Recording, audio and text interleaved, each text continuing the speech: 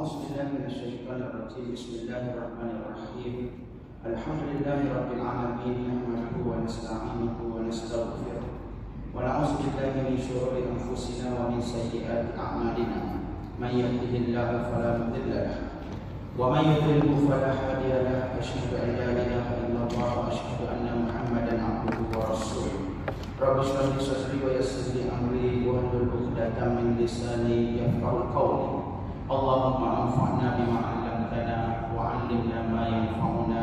ربنا زدنا علما وارزقنا فهما. اللهم عليك باليهود والنصارى. اللهم اعز الاسلام والمسلمين. اللهم انصر اخواننا المستضعفين والمجاهدين في كل مكان وفي كل زمان وخصوصا في فلسطين الان. اما بعد، فقال الله تعالى في كتابه العزيز بعد اعوذ بالله من الشيطان الرجيم: وأن هذا صراطي مستقيما فاتبعوه ولا تتبعوا السبل فتفرق بكم عن سبيله ذلك وصاكم به لعلكم تتقون. Surah Al-Azim, Surah Al-An'am ayat yang ke-153, yang mana Allah Subhanahu wa taala berfirman, dan bahwa sesungguhnya inilah jalanku, yakni jalan agama Islam yang betul dan juga lurus, maka hendaklah kamu menurutinya. Dan janganlah kamu menurut jalan-jalan yang lain selain daripada jalan itu, kerana jalan-jalan yang lain daripada jalan yang lurus itu mencerai-beraikan kamu daripada jalan Allah Subhanahu wa taala.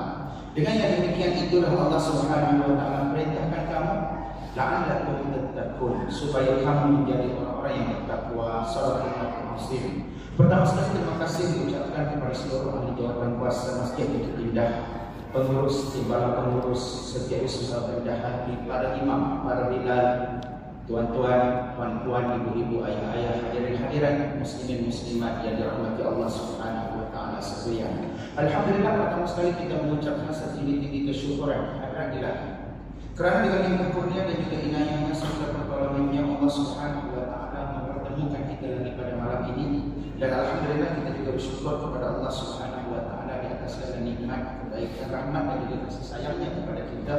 Dan mudah-mudahan insya-Allah dengan segala kebaikan Tuhan yang telah Tuhan sediakan kepada kita, menjadikan kita insan yang sentiasa berusaha untuk mencapai derajat ketakwaan sebagaimana yang dikehendaki dan juga dituntut olehnya dari sisi kita, insya-Allah taala mudah-mudahan. Dan dalam masa yang sama, di sebagai nikmat yang Allah Subhanahu wa taala berikan kepada kita, nikmat keamanan, nikmat rezeki yang melimpah ruah dan sebagainya, kita juga berdoa semoga Allah Subhanahu wa taala membantu saudara-saudara kita yang sedang menghadapi ancaman peperangan, ancaman kehilangan nyawa, kehilangan ahli keluarga di seluruh dunia, dan yang paling khusus dan yang terbaru di tuan-tuan dan puan-puan yang dirahmati Allah di Palestin.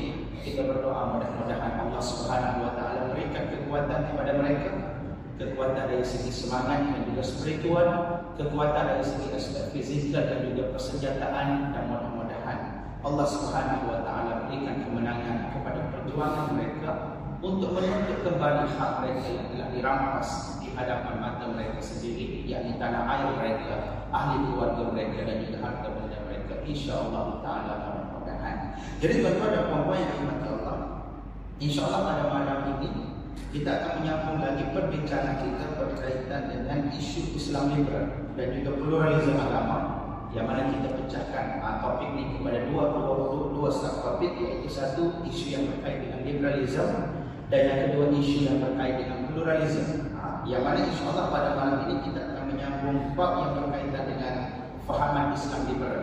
Yang mana pada pertemuan yang terdahulu kita telah mengulas tentang perbezaan di antara Islam dan juga liberalisme dari beberapa segi.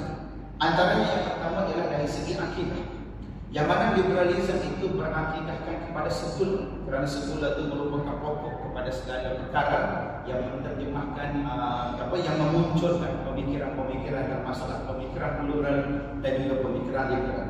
Sedangkan Islam tidak memisahkan antara urusan dunia dan juga akhirat. Kemudian dalam sistem kehidupan, Islam memimpin kehidupan manusia dengan sistem-sistem yang lahir daripada agama Islam itu sendiri. Ajaran Islam datang daripada Allah Subhanahu wa taala, sedangkan liberalisme ini melahirkan aturan-aturan yang tidak berlandaskan kepada agama.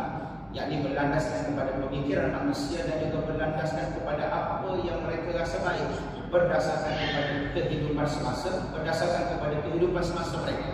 Dan atas dasar itulah tuan-tuan dan puan-puan yang dirahmati Allah, mereka membenarkan beberapa perkara yang berada di luar daripada tabi'i dan juga beberapa perkara yang bertentangan dengan prinsip-prinsip moral seperti mana yang diajar oleh agama. Kemudian yang ketiga, dalam bab kebebasan beragama, Islam mengajarkan bahawa agama di sisi Allah Subhanahu wa taala hanyalah Islam. Manakala liberalisme mengajarkan bahawa agama tidak perlu dipersoalkan. Agama itu adalah hak milik individu dan setiap individu bebas untuk memilih apa sahaja agama sekalipun.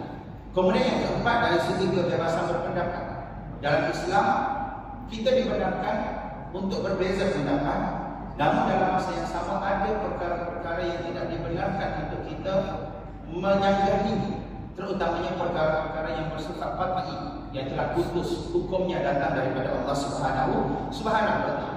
Dan atas dasar itu, apabila berlakunya perbezaan pandangan, maka musyawarah ataupun mesyuarah kita kata, ataupun pertemuan antara mata dengan mata adalah diharuskan supaya perbincangan itu dapat dijalankan dengan harmoni dan juga baik. Dan perkara ini berbeza sama sekali dengan liberalisme, yang mana liberalisme memberikan kebebasan mengemukakan pendapat dalam apa sahaja persoalan, kerana setiap individu dijamin kebebasan berpendapat, termasuk perkara-perkara yang sudah ada kata putusnya dari sisi syarak. Dan atas dasar itu mereka mempertikaikan beberapa hukum yang telah ditetapkan secara ijma' oleh para ulama sepanjang masa dan juga sepanjang zaman. Kemudian yang kelima, dari segi kebebasan berperilaku, syariat Islam mengikat setiap perbuatan manusia, dan setiap perbuatan manusia ini harus terikat dengan hukum hakam syariat, yang mana hukum hakam syariat itu akan melahirkan manusia yang bertanggung jawab kepada Allah Subhanahu wa taala. Dan hal ini berbeza sekali dengan pemikiran liberal, yang mana ia membebaskan setiap individu untuk berbuat apa sahaja asalkan tidak merugikan hak individu lain, seperti mana yang telah kita sebut pada pertemuan yang terdahulu. Bagi mereka, selagi mana tidak mengganggu hak orang lain, tidak melakukan pencabulan terhadap kehormatan orang dan sebagainya, maka mereka tidak menganggap ianya sebagai sebuah jenayah. Sedangkan kita di sisi syarak, apa sahaja perbuatan yang bertentangan dengan hak Allah Subhanahu wa taala, yang menetapkan hukum seperti berzina walaupun atas dasar suka sama suka, seperti minum arak walaupun dia minum di kawasan yang sempit dan sebagainya, di kawasan yang tersembunyi dan sebagainya, ia tetap merupakan perkara yang haram di sisi syarak, dan ia merupakan perkara yang dilarang dalam agama kita. Adapun di sisi golongan liberal, bagi mereka perbuatan itu selagi tidak mengganggu orang lain.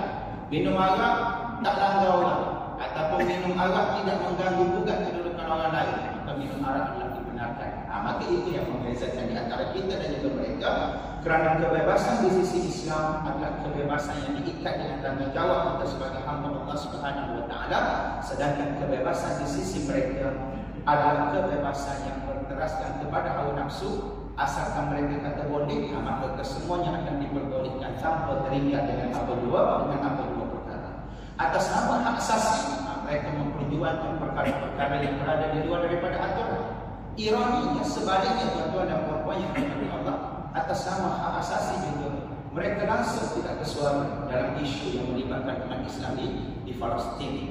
Itu yang membeza, itu yang kadang-kadang kita jadi confused dengan geng-geng yang terlalu memperjuangkan hak asasi ini. Tuan-tuan dan puan-puan yang dirahmati Allah, ada benda yang mereka bersungguh untuk lawan dan mereka bangkitkan. Tapi apabila melibatkan perkara-perkara seperti nyawa dan sebagainya, atas nama hak asasi juga mereka berdiam diri dan mereka tidak mengeluarkan apa-apa kenyataan yang mengutuk perbuatan-perbuatan pembunuhan ramai-ramai seperti mana yang berlaku pada ketika. Kemudian doktrin utama Islam liberal. Islam liberal dia melihat umat Islam yang mengikut aliran tradisional konservatif sebagai golongan yang cuma dan tidak memberi ruang kepada akal untuk berperanan dan juga berijtihad. Oleh itu mereka lebih menggunakan akal, dan apabila berlakunya pertentangan antara nas dan juga akal, maka mereka mendahulukan akal. Ini kelompok Islam liberal. Mereka berhujahkan kepada pandangan at-tusi yang mengharuskan taqdimul maslahah 'ala nas, mendahulukan kepentingan umum ke atas teks. Sedangkan kita ahli sunnah wal jamaah dan juga umat Islam, apa yang kita pegang ialah akal itu mesti dipandu oleh Al-Quran dan juga sunnah Nabi sallallahu alaihi wasallam sebagai pengingat supaya kita tidak terkeluar daripada landasan-landasan yang tidak sepatutnya dilakukan oleh umat Islam. Kemudian yang kedua, penolakan terhadap otoriti agama. Mereka menekankan tentang kebebasan berpendapat dan sesiapa sahaja berhak untuk bercakap tentang agama dan juga hukum. Tak kira orang itu datang daripada latar belakang apa sekalipun, ada basic atau tak ada basic, maka orang itu boleh bercakap apa sahaja yang dia nak cakap dalam kerangka pemikiran mereka. Sedangkan Islam menetapkan bahawa otoriti dalam ilmu pengetahuan itu amat penting. Dan sebab itu kalau kita lihat aturan-aturan yang dikemukakan oleh para ulama ketika mana membahaskan tentang seorang mujtahid, maka mereka meletakkan syarat-syarat yang ketat untuk menjadikan seseorang itu sebagai mujtahid dalam kalangan fuqaha Islam, termasuklah menguasai ilmu-ilmu alam, termasuklah menguasai nas Al-Quran dan juga hadis Nabi sallallahu alaihi wasallam. Tiba-tiba bila mana ada orang yang tak ada otoriti dalam perkara-perkara seperti ini nak bercakap, bangsa Arab tak lepas bagaimana mereka mampu untuk menafsirkan dan juga menterjemahkan apa yang disebut oleh Allah dan Rasulnya sallallahu alaihi wasallam. Kemudian yang ketiga, Islam liberal menyeru kepada pluralisme agama, menyeru kepada kepelbagaian agama dan menganggap semua agama itu menuju ke arah kebenaran. Mereka berdalilkan bahawa kedatangan Nabi Muhammad sallallahu alaihi wasallam itu tidak memasukkan syariat yang terdahulu dan Islam adalah menyempurnakan agama yang terdahulu. Itu adalah hujah mereka ketika mana mereka berhujah bahawa semua agama ini adalah benar. Kemudian yang keempat, penolakan terhadap syariat Islam dan beranggapan bahawa syariat itu adalah ciptaan ulama dan juga fuqaha selama 300 tahun hijrah. Menurut mereka syariat Islam ini tidak suci, bukan sesuatu yang bersifat divine, dan menyimpulkan bahawa syariat itu adalah produk ulama dan pemerintah yang tertentu untuk terus berkuasa kerana pengalaman buruk yang dialami oleh golongan Kristian di Barat seperti mana pengalaman buruk yang dialami oleh orang-orang di Barat di bawah penguasaan Kristian pada zaman ke-8. Jadi mereka cuba untuk meletakkan pemikiran yang sama ke atas umat, ke atas ulama-ulama Islam dan juga ke atas hukum hakam yang dikeluarkan oleh ulama Islam. Pada zaman ke-8, seperti mana yang telah kita sebut pada pertemuan yang terdahulu, mereka ditindas, mereka dikongkong, mereka diikat oleh gereja sehingga mereka tidak mampu untuk bersuara dan sebagainya. Kemudian apabila berlakunya revolusi industri yang pertama ataupun revolusi Perancis, barulah mereka mula berupaya untuk mengangkat suara mereka dan membebaskan diri mereka daripada kompongan Kristian dan juga gereja pada ketika itu yang membenihkan pemikiran yang dinamakan sebagai pemikiran sekular yang kita sebut tadi, yang merupakan akidah kepada pemikiran liberalisme ini. Okey. Kemudian beberapa fenomena liberalisme dan juga pluralisme agama di Malaysia. Kita akan tengok sejarah-sejarah yang berlaku di Malaysia dan juga kes-kes yang pernah berlaku di Malaysia tentang fenomena-fenomena ini. Antara yang pertama yang membenarkan murtad ataupun pertukaran agama. Fenomena membincangkan isu murtad ini bermula dengan masalah yang berkaitan dengan kedudukan mahkamah syariah di sisi perlembagaan persekutuan. Terdapat pihak-pihak yang tertentu. Antara yang terlibat ialah Majlis Peguam Malaysia, Malaysia Consultative for Buddhism, Christianity, Hinduism, Sikhism dan juga Taoism, ataupun ringkasannya MCCPHST, dan juga Sister in Islam, SIS. Kumpulan ini bertindak melalui penganjuran beberapa program seperti mana yang akan dijelaskan nanti oleh tuan kita dalam satu topik yang berkaitan dengan perkara ini. Jadi terdapat pihak tertentu yang memohon pindaan perkara 121/1 Perlembagaan Persekutuan berkaitan dengan kedudukan dan bidang kuasa mahkamah syariah yang mereka anggap mengancam hak kebebasan beragama orang-orang bukan Islam di negara Islam. Dan bila kita sebut tentang perkara 121/1A, perkara 121/1A Perlembagaan Persekutuan ni apa tuan-tuan dan puan-puan yang rahmat Allah? Jadi artikel 121/1A adalah peruntukan yang menghalang mahkamah sivil, peruntukan perlembagaan yang menghalang mahkamah sivil daripada mencampuri bidang kuasa mahkamah syariah. Adakah artikel 121/1A ini wujud daripada dahulu? Tak. Dia bermula bila? Dia bermula pada tahun 1988 Sebelum tahun 1988, urusan-urusan mahkamah syariah selalu diganggu oleh mahkamah sivil. Dengan arti kata apa yang diputuskan oleh mahkamah syariah, maka mahkamah sivil akan masuk campur, sama ada membatalkannya dan sebagainya.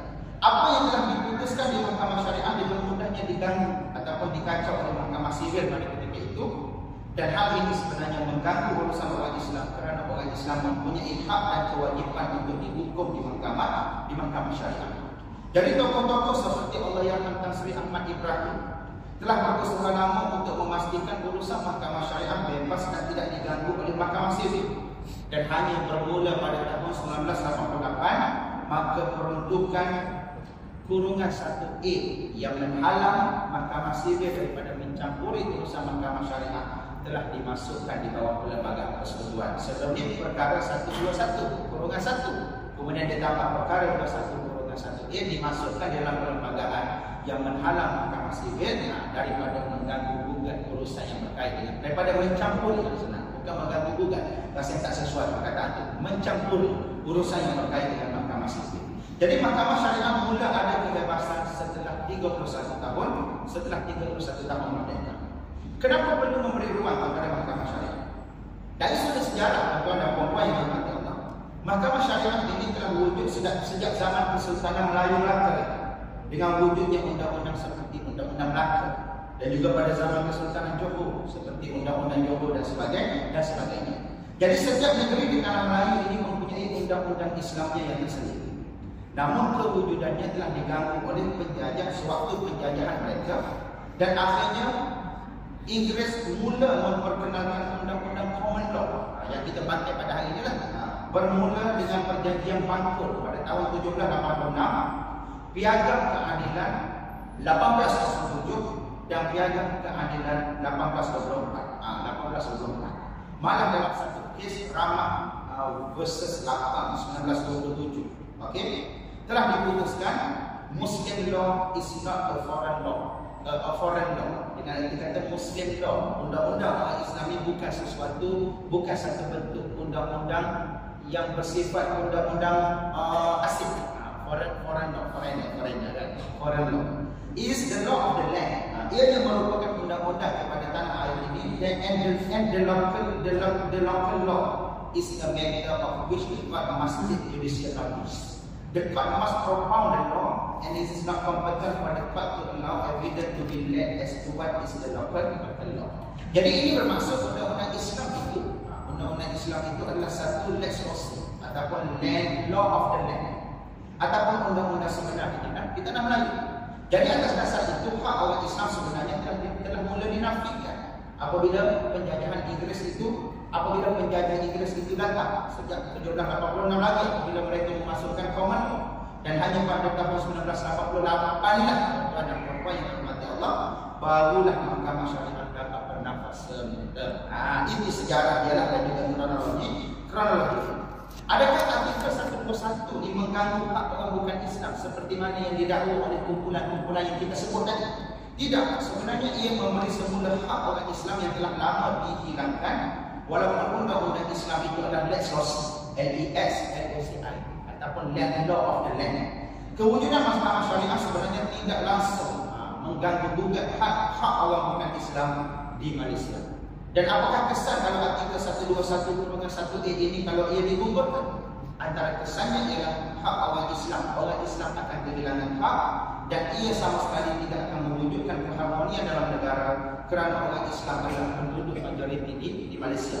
Sedangkan kewujudan 121/1A tidak pernah sama sekali menghilangkan hak orang bukan Islam. Dan selain daripada itu, kedudukan mahkamah syariah akan kembali mundur seperti sebelum tahun 1988, di mana mahkamah sivil boleh mencampuri bidang kuasa mahkamah syariah. Kemudian dia tanya, apa salahnya orang Islam menuntut hak di mahkamah sivil? Bukankah wujudnya mahkamah syariah ini seakan-akan menjadikan wujudnya dua sistem undang-undang?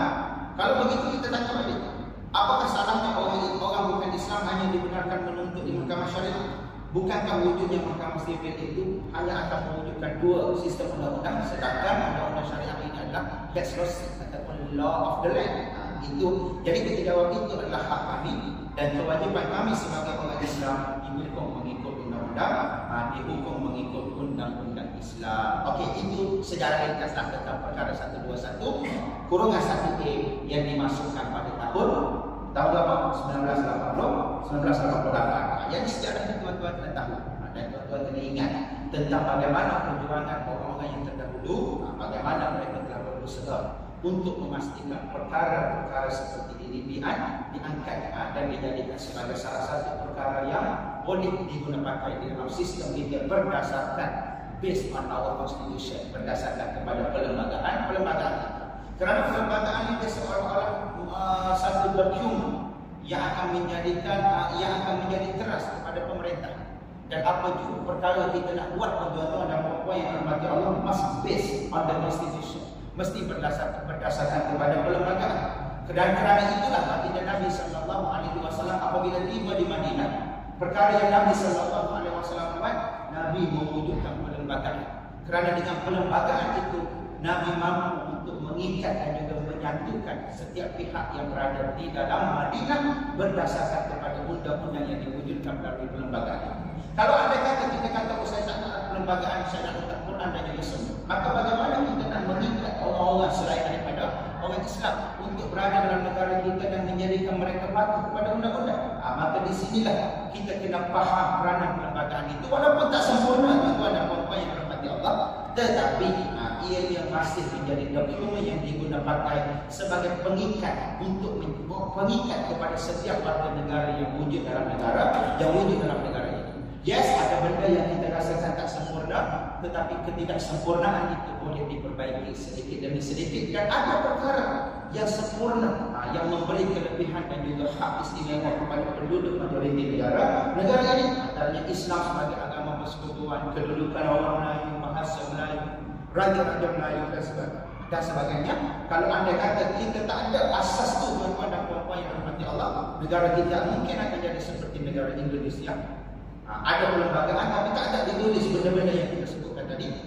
India yang menjadikan perlembagaan dia sebagai perlembagaan sebulan, sehingga orang nak kahwin campur Muslim dengan Hindus, orang nak kahwin campur antara agama-agama yang berbeza, sehingga kewujudan ajaran-ajaran seperti Syiah, bermaharaja Lela dalam kalangan umat Islam pun tak boleh nak disekat. Disebabkan apa? Disebabkan undang-undang tak ada satu peruntukan yang ada dalam perlembagaan yang boleh menghalau perkara itu, kerana asas perlembagaan mereka adalah sekular. Sedangkan kita alhamdulillah kita ada hak-hak keistimewaan kita yang dijamin di dalam perlembagaan yang sedia ada pada hari ini. Okey. Jadi ada pihak yang tertentu yang memohon pindaan perkara 121 kurungan 1A perlembagaan persekutuan berkaitan dengan kedudukan dan bidang kuasa mahkamah syariah yang dianggap mengancam hak kebebasan beragama orang-orang bukan Islam di negara ini. Kita dah jelaskan tadi, sebenarnya dia tak mengancam pun, tapi sebab mereka yang merasa terancam. Isu ini menjadi kontroversi bila ekoran kes Murti ataupun Muhammad Abdullah yang berkisar tentang kedudukan dan bidang kuasa mahkamah sivil dan juga mahkamah syariah. Ingat Murti yang mati yang diuruskan jenazah dia oleh Mawid pada suatu ketika dahulu. Jadi kes Kalian Sinasami lawan Majlis Agama Islam Persekutuan, Majlis Agama Islam Wilayah Persekutuan, pengarah Hospital Besar Kuala Lumpur dan juga Kerajaan Malaysia. Okey, jadi itu adalah kes yang melibatkan Murti. Jadi Kalian Sinasami ini isteri kepada Murti. Sebab dia kata suami dia tak pernah comfort.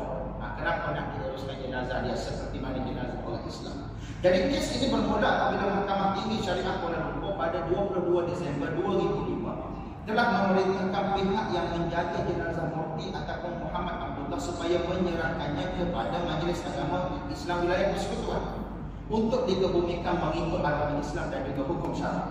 Namun isterinya Kalian Sinasami, kita sebut nama, enggan menerima hakikat bahawa suaminya telah memeluk agama Islam semasa hayatnya. Jadi bila berlaku pertikaian di situ, mungkin disebabkan dia rahsiakan, tak bagi tahu dan sebagainya, maka dia timbul isu after the death of the man, selepas daripada kematian lelaki tersebut. Jadi dia timbul isu tuan-tuan dan puan-puan yang dirahmati. Beliau telah mengemukakan saman pemula di Mahkamah Tinggi Sivil, kurungan rayuan dan juga kuasa-kuasa khas pada 21 Disember 2005 melalui Ketuan A. Sinanesa Eko bagi mendapatkan perintah deklarasi dan juga igasi termasuk perintah mengarahkan Hospital Kuala Lumpur untuk menyerahkan mayat suaminya untuk dikebumikan mengikut upacara dan juga adat Hindu pada ketika itu. Hingga sini penahanan sementara kan. Okey, bagaimanapun Hakim Datuk Mak Raus Syarif pada 28 Disember 2005 dalam perhakimannya berpendapat memandangkan Mahkamah Tinggi Syariah Kuala Lumpur telah memutuskan bahawa Muhammad itu seorang Islam. Mahkamah Tinggi Syariah Kuala Lumpur yang berkait dengan perkara 121/1A tadi tuan-tuan dan puan yang dirahmati Allah. Okey.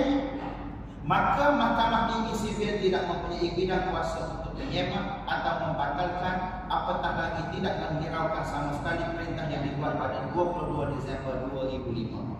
Menurut Hakim Mak Raus pada ketika itu, ia adalah senari dengan perkara 121/1A Perlembagaan Persekutuan yang memperuntukkan bahawa Mahkamah Sivil tidak mempunyai bidang kuasa berkenaan dengan sebarang perkara, di mana Mahkamah Syariah mempunyai bidang kuasa yang diberikan di bawah undang-undang yang bertulis. Dan inilah yang berlaku baru-baru ni. Kalau tuan-tuan baca laporan, ada seorang wanita daripada Sarawak ke daripada mana, dia nak kembali kepada agama asal dia kerana dia asalnya adalah seorang Kristian. Dia berkahwin dengan seorang lelaki Islam dan dia memeluk Islam disebabkan oleh perkahwinan. Saya tak tahulah dia memeluk Islam tu suami dia didik dengan cara hidup Islam ataupun tidak, wallahu taala alam. Dan ini juga kadang-kadang menjadi satu masalah bagi kita. Apabila ada dalam kalangan lelaki Islam yang nak mengorak orang bukan Islam, ingat satu Yunus dengan Angelina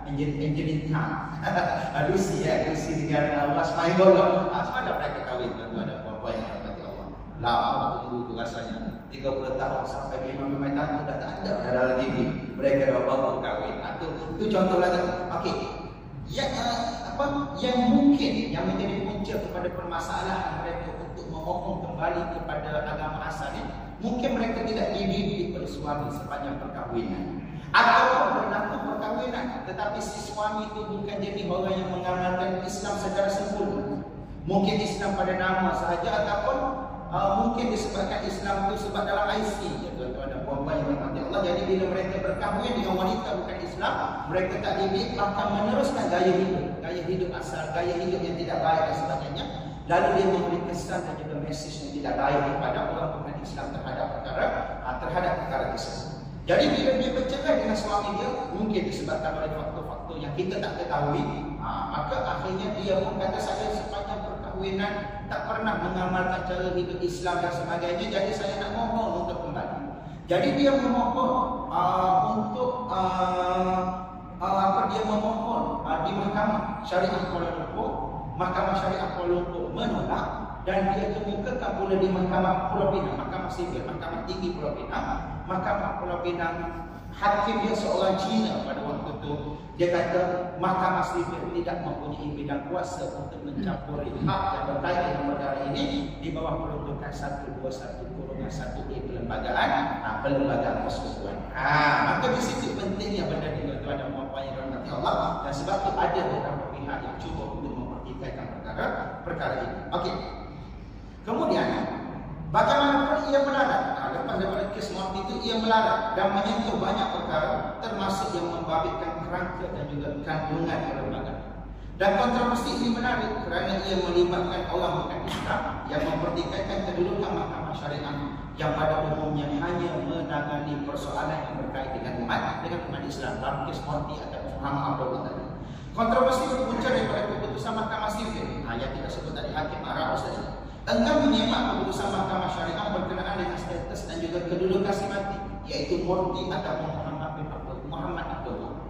Ini menyebabkan pihak-pihak yang merasa keputusan itu tidak adil mendakwa bahawa kedudukan Mahkamah Sivil telah lemah dan tidak adil. Okey, kedudukan Mahkamah Sivil telah lemah dan Mahkamah Syariah telah diberi kata putus. Diberi kata putus dan juga mengatasi Mahkamah Sivil. Rentetan daripada itu, mereka telah menuntut supaya perkara 121/1A ditunda atau dimaksudkan pada ketika itu pada tahun 2005.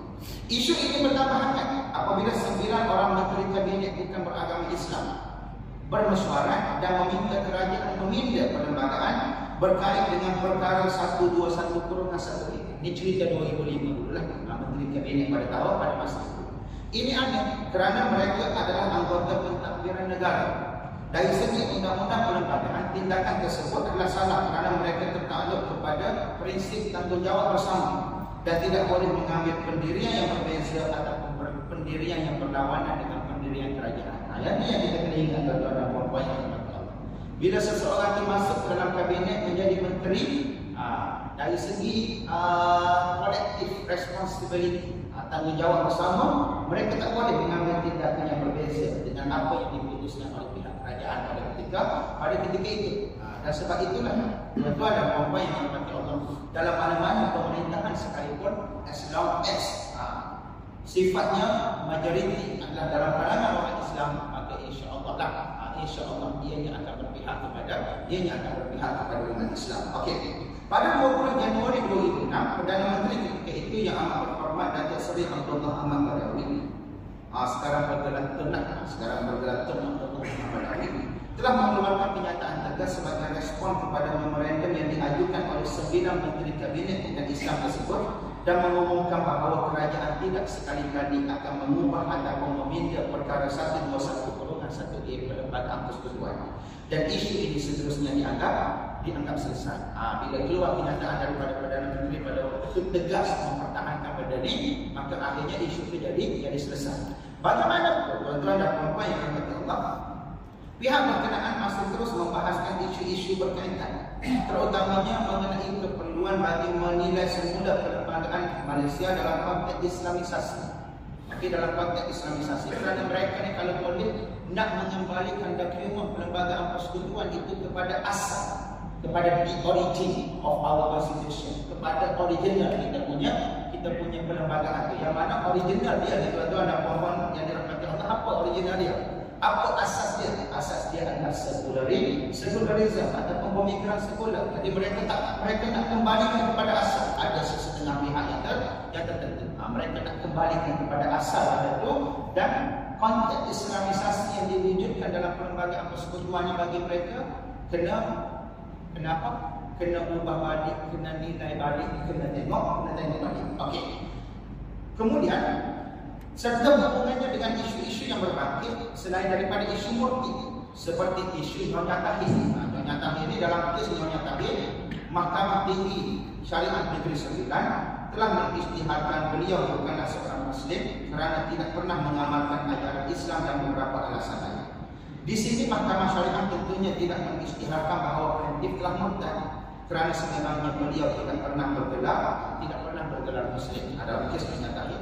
Dalam kes Lina Joy ini ataupun nama sebenarnya adalah Azlina Jailani, pernah mencetuskan kontroversi di negara kita suatu ketika dahulu kan. Merupakan wanita Melayu yang berumur 42 tahun tetapi mengaku telah murtad dan memeluk agama Kristen Katolik. Lantaran itu beliau cuba menggugurkan perkataan Islam daripada kad pengenalan maikat yang dimiliki. Pada 30 Mei 2007, rayuan Lina Joy ditolak oleh Ketua Ahmad Fairuz, Hakim Ahmad Fairuz Shah Abdul Halim dan Hakim Mahkamah Persekutuan Datuk Alauddin Sharif.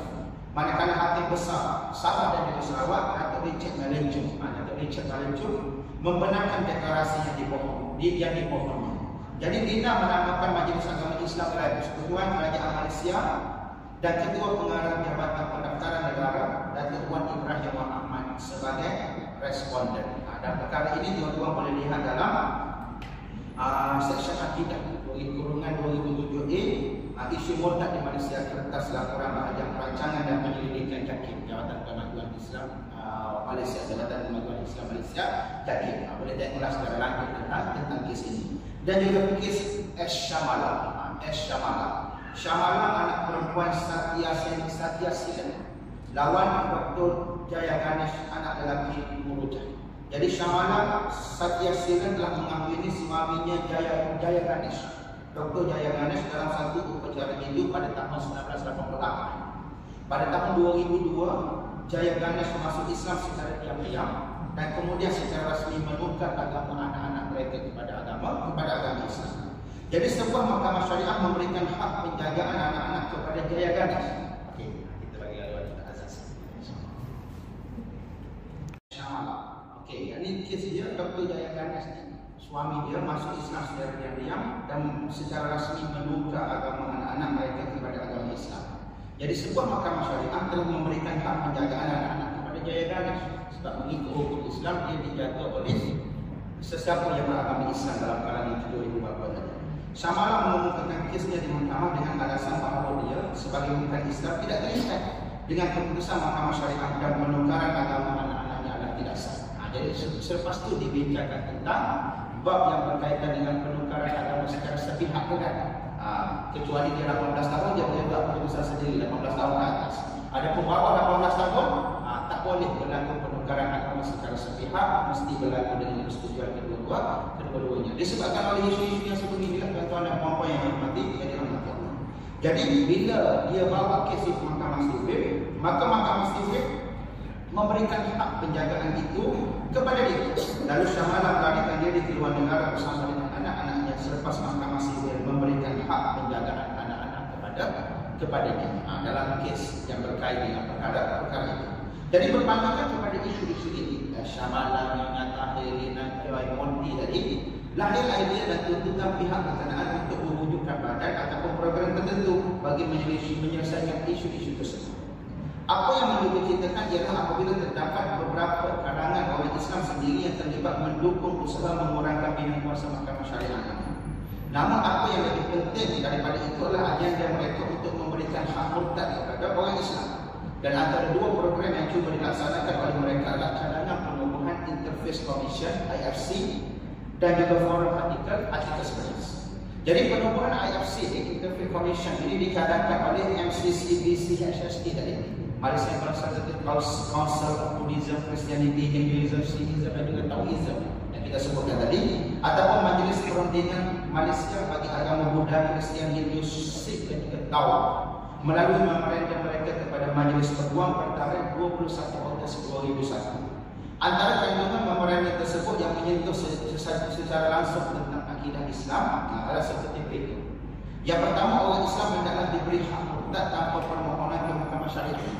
Ini adalah hak yang diberi oleh Artikel 11 Perlembagaan Persekutuan.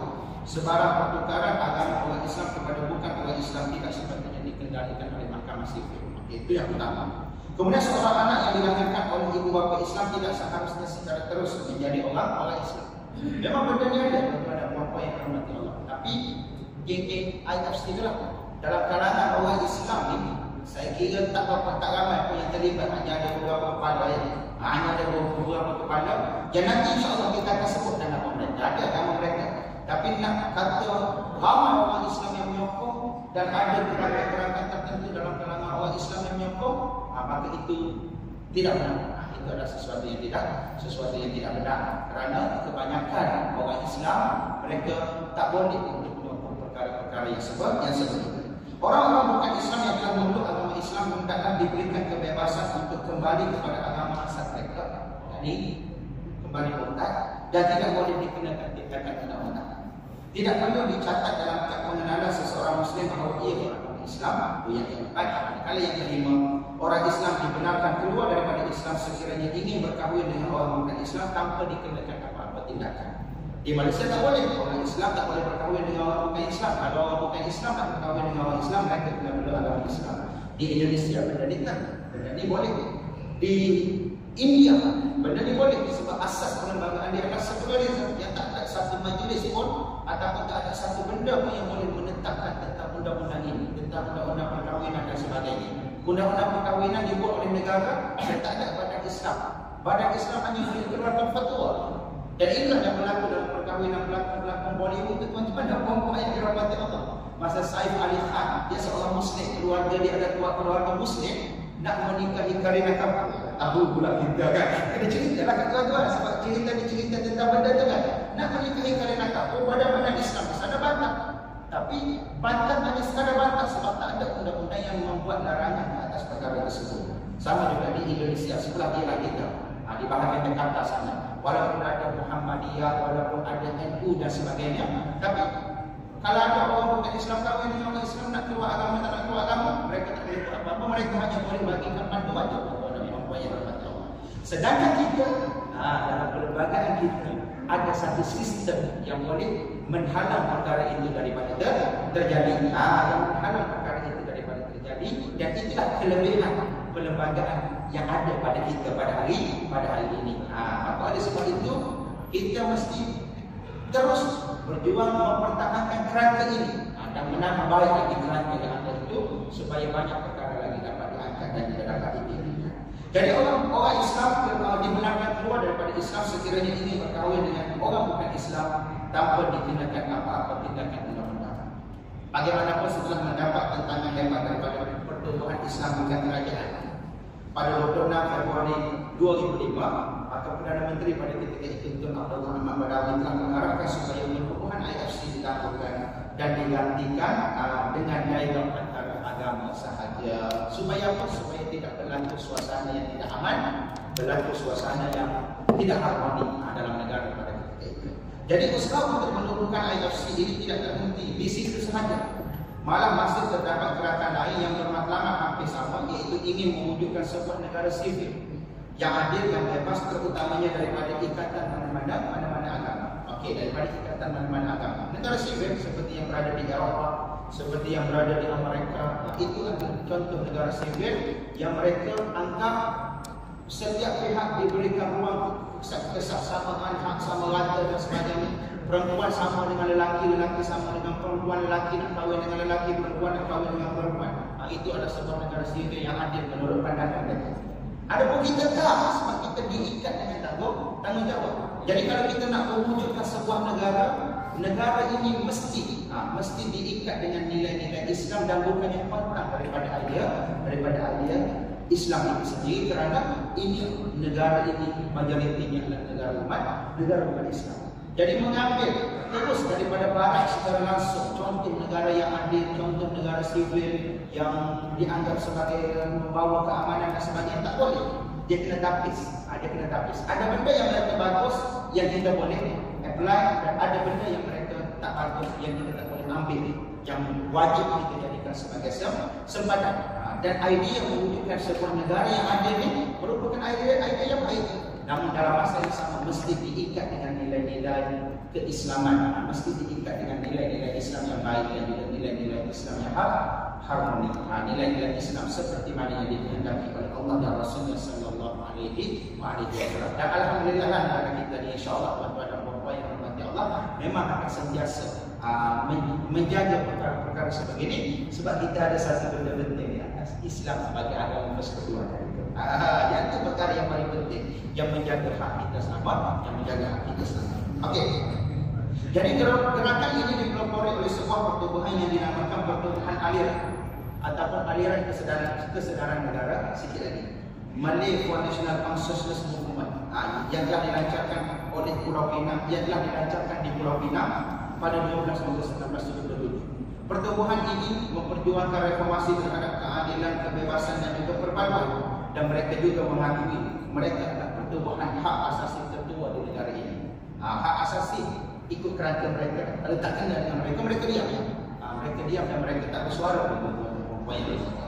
Pertubuhan ini banyak terlibat dalam aktiviti-aktiviti yang didakwa sebagai perjuangan hak asasi, termasuklah melibatkan diri secara aktif dalam abolish ISA movement, gerakan masukkan ISA, gerakan kebebasan media, Malaysia Citizens Media Initiative, gabungan menolak penswastaan kemudahan kesihatan, gabungan menolak penswastaan kemudahan air, dan yang terakhir pertubuhan ini terlibat secara langsung dalam mengadakan forum artikel 11 sebagai memenuhi tujuan penubuhannya untuk mempertahankan hak asasi manusia yang dianggap telah dicabut oleh pihak-pihak yang tertentu di negara ini. Jadi mereka akan pergi ke mana-mana pertubuhan yang mereka rasa sesuai.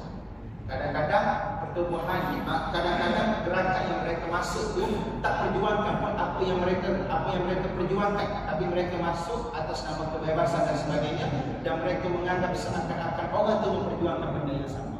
Macam contoh gerakan abolish ISA, tak ada pun orang yang duduk dalam gabungan masukan ISA itu bercakap tentang hak mutlak, tentang pindahan perlembagaan dan sebagainya. Mereka hanya bercakap tentang memasukkan ISA je sebagai satu undang-undang draconian, kan, sebagai satu undang-undang yang menahan tanpa bicara. Ini dah jadi sos marah, tak ada ISA dia jadi sos marah. Tak ada pun orang bercakap, tapi mereka pergi menempel untuk menonjolkan diri mereka sebagai pejuang dan cuba untuk mendapat sokongan daripada rakyat yang ramai, ataupun sokongan daripada orang yang ramai.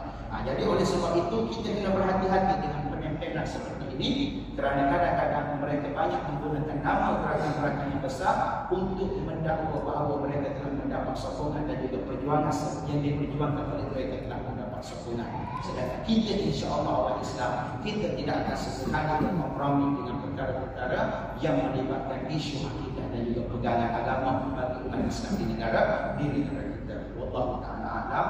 Sebab maghrib awal, isya awal, saya ingin di awal ada apa-apa yang kalau saya panjangkan nanti tuan-tuan boring. Nanti tuan-tuan boring. Jadi insya-Allah kita jumpa bulan pada pertemuan yang akan datang. Kita sambung lagi kepada perbahasan yang seterusnya. Banyak lagi perbahasan yang terkait dengan isu Islam liberal dan juga pluralisme di negara kita ini. InsyaAllah kita akan sambung dan kita akan cuba untuk melihat satu persatu mengenai perkara ini supaya kita jadi alert dan kita tahu di mana letak duduknya sesuatu perkara. Wallahu a'lam. Wassallallahu ala Muhammad wa ala alihi wa sahbihi wa baraka wa sallam. Subhanallahumma wa bihamdihi asyhadu an la ilaha illa anta astaghfiruka wa atubu ilaik. Assalamualaikum warahmatullahi taala wabarakatuh.